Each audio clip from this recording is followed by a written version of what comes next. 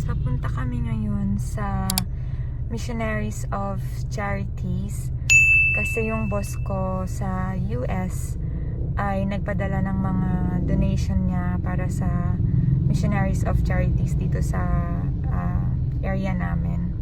By the way, bukod dun sa mga business namin ng asawa ko, I also have a full-time work. It's a graveyard shift and magsi 6 years na ako doon. And yung boss ko doon nagpadala sa akin ng mga package para i-donate dito. So it will be our first donation and masusundan pa siya ng marami. And I will be choosing the recipients. It's our way of giving back to our community. Ito yung mga binigay. These are cleaning wipes. So we have 4 of them. Meron ding cleaning liquids. Tapos meron din tayo ditong health drinks. And face masks. And itong thermometer gun. And andito na tayo sa Missionaries of Charity. And may mga naghihintay. Don't know why. Wait natin buksan nila. I'm taking this video behind the tinted window kasi bawal mag-video and mag-picture. So ito lang nakuha ko.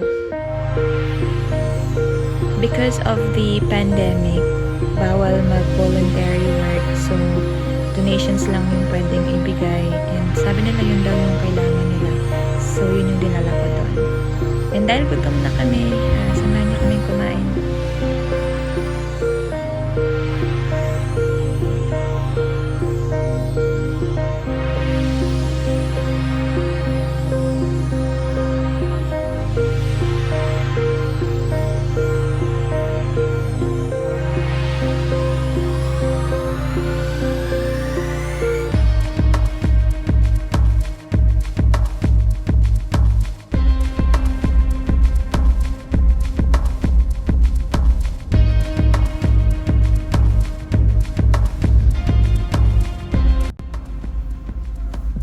Try namin dito sa bagong restaurant sa Boston Beach.